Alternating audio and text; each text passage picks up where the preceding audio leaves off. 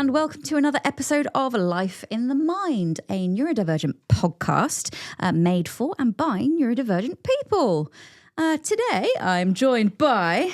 Murray Spear. And I'm Joy Amy Wigman, and we are guesting ourselves. Yeah. Ooh. Don't ghost yourself, guest yourself. Yeah, don't ghost yourself, guest yourself. We're going to make it a Does hashtag. It make No. sense? And because we're about kind of sort of halfway through the season, so we thought we'd have like a little recap, catch up with what we've discovered about ourselves over the past few weeks. Our weird ass lives. Yeah.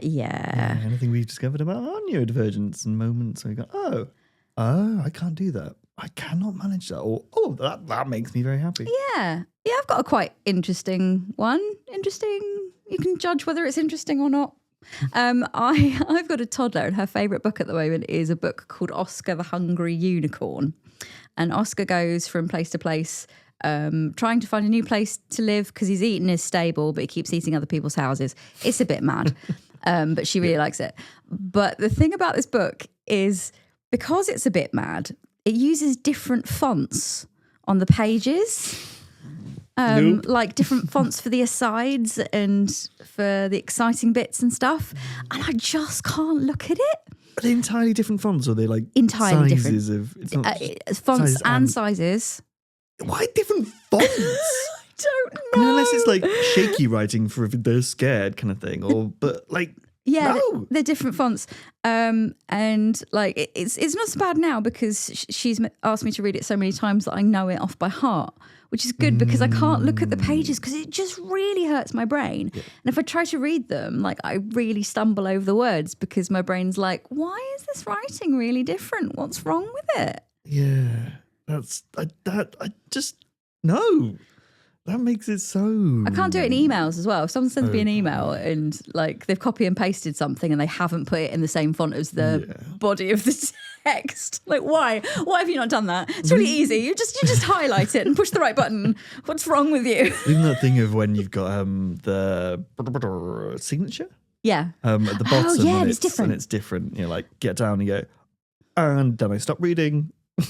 I don't mind different font sizes particularly. Yeah, that doesn't bother me quite so much. No. So I would expect an email signature to probably be larger than the rest of the text, or smaller. I don't know. But yeah, the different font thing. Why? Why would you do that to me? Suddenly into Comic Sans. Oh no, that sounds horrible. That's just no.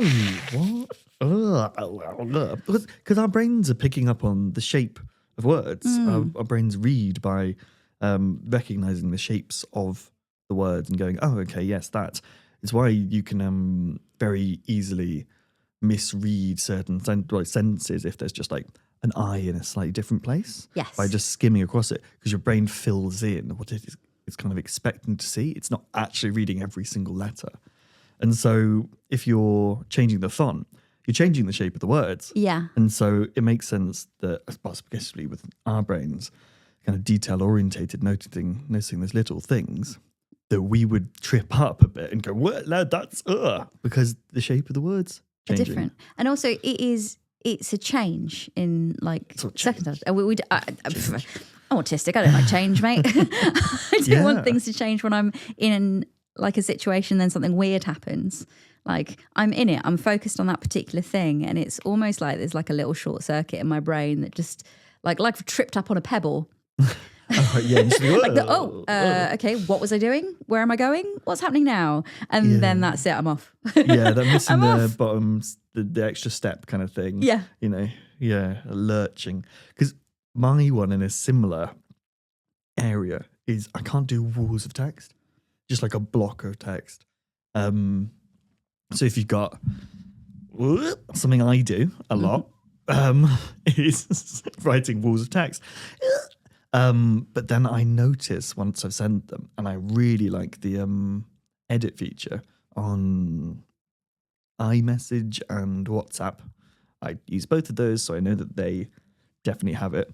And you can edit a message just after you sent it and just space it out. Just be like, oh, these are like 3 different points, so I'm going to just put a space in between them, or I just didn't know bring you it could down. do that. Yeah, it's really, really useful. Oh yeah, because like especially if I've written out a message like in my notes or something and then copy and paste it into WhatsApp, like takes out all of the spacing that I've done. Yeah, all when the I send formatting it. disappears, and you're like, That's good. I'm really glad of that. It's really good. Yeah. Because like, I'm definitely someone who has been in the past and still is quite a lot of the time, especially if I'm more tired or overloaded. Someone who writes really long sentences, Right. and it's like, can I break this up into? I can't think how to, because it just needs to be one giant sentence, and it's like 4 lines long. It still hasn't had a full stop, and so that very quickly turns into just a wall of text, without any shape and stuff. And so like, it's so easy to just lose track partway through. Do you know, I sort of wish I could do that. I sort of wish I could do a sort of stream of consciousness thing. Because I do like, so I've just finished my master's in critical and creative writing. And when I write creative pieces, like and when I write academically, I'm so particular about what I'm writing, and I think about each thing that I write down, that even when I'm doing personal text messages, I can't let it go. I can't just type what I'm thinking and let it go. I'm tied to this. I have to check it, and if there is a mistake on it, I feel like someone sort of punched me in the stomach. The edit feature again. Yeah, the edit feature. I'm so pleased you told me about that. So like good. Genuinely, it makes me ache, and I feel like a failure, and like the one thing that I'm good at, I've failed at. So every single message that I send, I have to spend so much time over. Yeah. Just checking that it's all right. I think that's because I completely relate to that. Like normally, or like most of the time, I'm the same. But then I get to a point, and I think it's one of the things I realised happens when I'm really tired or getting towards the point where I need to stop texting at all, is I go into stream of consciousness mode, and I lose all of that stuff, and I'm just like, I'm just writing things, and it often then, excuse me, ends up being just these blurbs, and then I look back at it and go, that could be 5 words, but it is 50. What? Oh my God. Okay, I was definitely, because one of the things I get is once I get to overload, or just before kind of overload state, is I lose words. I lose my words. Yeah. I lose the ability to speak, and I lose the ability to kind of comprehend language in many ways. I can just about do vocal stuff. If people are talking to me, I can comprehend it. And sometimes I can still read things and comprehend those. But my ability to convey anything in words disappears. Do you think that's an FND thing? Because that's very similar to what I get with fibromyalgia. Is that it's everything starts slowing down, and my ability to speak, my speech gets slurred, and I can't process information very well, and I certainly can't convey any information. Yeah, I think they're very, very, very linked. Yeah, I think very there's tied. probably a massive crossover between neurological stuff and chronic illness stuff and neurodivergent. Yeah, things. I mean, there is an argument for things like FND and fibromyalgia being in the neurodivergence category. Yes. Because it does alter the way that you think and you process. Yeah. I mean, which I find really interesting, but yeah. But I haven't really been able to have a conversation like that with somebody who has fibromyalgia who is also neurodivergent, because I don't know a lot of people who have fibromyalgia. I only know a few, and not well enough to be like, hey, man, you neurodivergent. I think I know quite a few people. Definitely a few people I know who have fibromyalgia are neurodivergent. So I'll hook you up. Yeah, hook me up, because I'd love to have that convo. I just suddenly realised. I said convo. Oh, somebody shoot me. I'd love to have that convo. I'd love to have that Set us up and we'll meet and we'll have that amazing conversation. We're not doing the American accent because it's silly or anything. We're doing it because that's what we've heard in a film or something, and we really like it. So American listeners, you're great. You're great. I do. I love an American accent. Yeah, I do. It's Actually, it like depends what the accent is, because all of the accents are quite different. It's like over here. I've got a friend who I won't name, but who works in the space program in the country that he lives in. Yeah. But he has a like filthy Kentish accent, so he's all right. He's like that. And yep, everything's okay. Yeah. But he's literally a rocket scientist. Yes. And the two don't meld, do they? No, because we have all these expectations around accents. Yeah. What people do. Yeah. From movies and multimedia in general, isn't it? I had suddenly thought, I don't think we've ever actually mentioned what F&D is. No, What actually, like, that's a good point. So I have, along with my neurodivergences, and like we just said, maybe as another one, functional neurological disorder, which is far too complex to try and explain, and probably not quite what we were talking about, but it was more because we'd mentioned it. Yeah, that is what we were talking about. There's quite a lot of comorbidity. There is. There's a lot. With FND, fibromyalgia, ME. Yeah. And it's quite an interesting rabbit hole to go down, actually, if you look up kind of studies for comorbidity and stuff. Yeah. I know that FND presents very differently with each person. Yes. Are you happy to tell us kind of what that means for you? Yeah. Yeah? Yeah. I mean, it's my oldest condition. Well, it's not. It's not, though, is it? It's the one that you knew about first. Ironically, as I said it, I went, actually, it's not either. I found out about frigging everything in terms of actually being given the right labels for them around the same blimmin' time. That's a lot. That's a lot to deal with. Full on 2 years. It was nuts. Yeah, the dyspraxia is the thing that I've known about as like this is the thing for the longest. But the F&D, for me, exists as I have constant pain in my left side, which is, and sorry for audio listeners, this will be very gesture-based, but I'll also try and talk it out. Pain all the way down from tippity top of my head on my left side, all the way down my face, neck, left arm, left side, down to my tippy toes, the left side. And that goes up and down in severity. And sometimes the feel of it slightly changes. But that's there literally all the time. That then can build up to a level where it's excruciating and makes me dizzy, want to throw up, and just, I burst into tears from just pain. And then that can be accompanied by altered sensation in the left side, kind of a numbness, a weird feeling that then evolves or changes into altered mobility. So a delay in moving those areas, or and a kind of lag, but that then goes into a variable paralysis that can, so I can, from there, steps through to full paralysis of the left side that then, at its worst, can spread across my entire body. I can be fully paralyzed, and I get non-epileptic seizures, which are seizures where I'm fully conscious, which are horrible. They're horrible, aren't they? Really, really horrible. I find that really interesting because that's really similar to a lot of the fibromyalgia stuff that I suffer from, especially with like the paralysis, and the sort of the seizures that aren't epileptic, and being conscious for them, and that's really interesting. Yeah, I mean, going back to that kind of link between and the comorbidity thing, I have this theory. This is very much a Murray theory. Murray theory time. Of like, I wonder whether some of the chronic illness stuff could be from mismanaged neurodivergent stuff.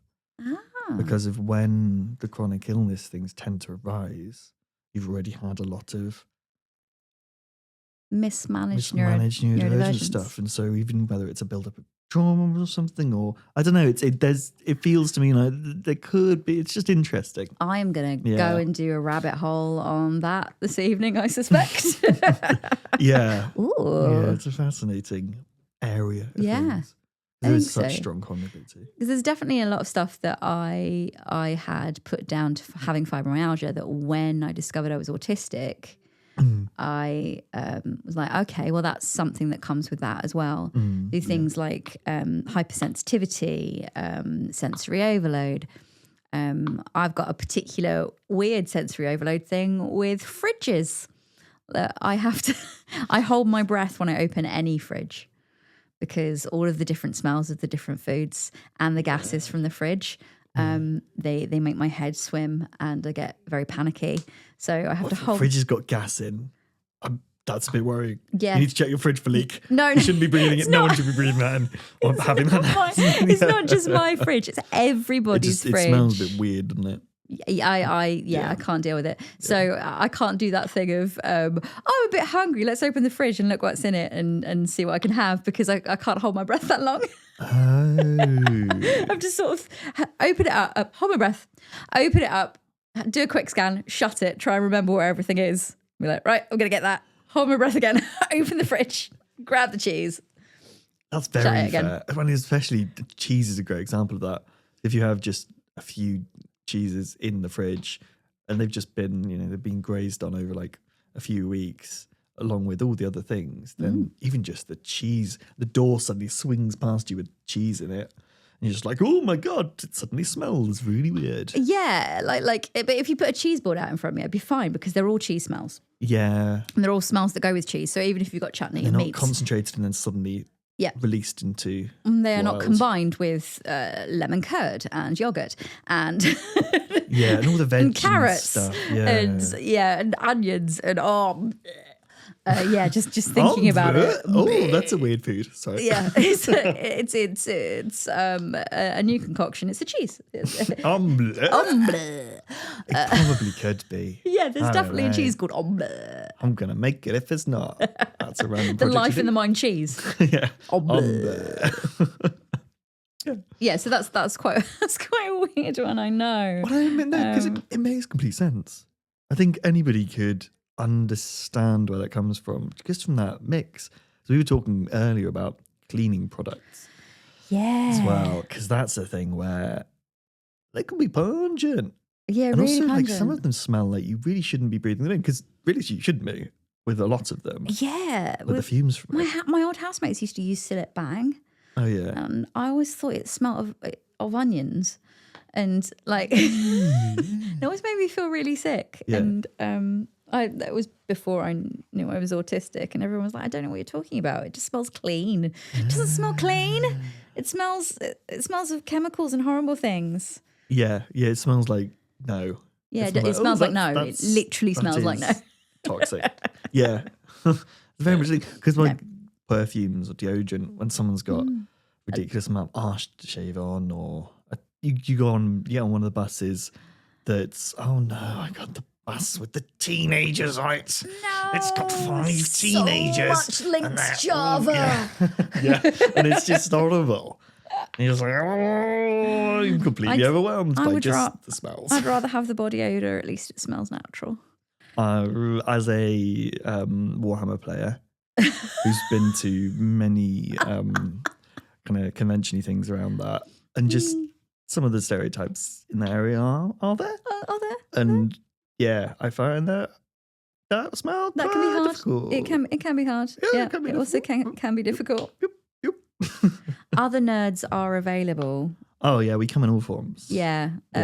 We come in a comic book guy from The Simpsons, but we also come in Henry Cavill. So like, yeah. I enjoy walking the line between the two. Yeah, me too. I'm just like, wee. Yeah. Some days I'm more Henry Cavill. Some days I'm more comic book guy. Yeah, it depends if you got a sword or not. Oh, yeah. I'm just imagining you with a sword now. That's probably I not love a safe sword. for I love a sword. I used to have a sword. What? but they're, you know, there's Legalities? Or toddler? Legalities. Okay. Legalities. Now for the imagine sword. Edie with a sword. Yeah, Toddler. my toddler with a sword would not be good. She does have this little plastic dagger that she calls her sword. Okay. But it's a magic sword, so it can also turn people into animals. Ah, your house is basically a drama game then. Does she Yeah, just my walk house- around tapping people and it's like, now you have to pretend to be a squirrel? No, she just points it at you and goes, frog! And you then have you're to a frog. turn into a frog. Yeah, you're a frog. That's great. You're keeping yourself in your book. My favourite one is when she does egg. Right? She turns you into an egg. And so I sort of do, this is difficult for people who are just listening, but I sort of put my hands over my head and then I crack out of the egg like a little bird. Okay, yeah. Because you could like crouch down and go bloop, and then go unfurl into. That's what I'm the thing. imagining. Very I physical. mean, I theatre. don't crouch down because my legs hurt and I'm old. Yeah. Having a toddler is really great sometimes. The window into the freedom of the mind. Yes. The only other issue. It's not the only other issue. Having a toddler as an autistic person is tricky because I think I empathise with her too much. Oh. So she's at that stage where getting her into her car seat is she's throwing tantrums, and the same with putting on clothes. And obviously, I don't know if it's because she's neurodivergent like her parents, or if she's just two. But the thing is, I empathise too much. So it upsets me emotionally when I have to force her into clothes because I know how it feels to be forced into clothes that make your skin crawl. Yeah. Have you ever like tried anything around that in terms of going, which ones can we manage? and stuff? So I give her Your choices. knowledge. Yeah. I give her choices, but sometimes it's just a big no. Yeah. No. It's just a big no. Not a clothes day, but it has to be a clothes day. But it has to be a clothes day because it's November and you can't go barefoot outside. Yeah.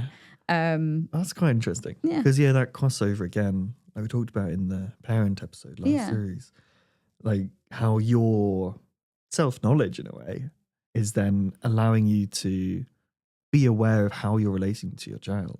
It informs it, but also it does mean that it's really hard to switch off and just go into the practical. Right, we just need to get her dressed. You hold her.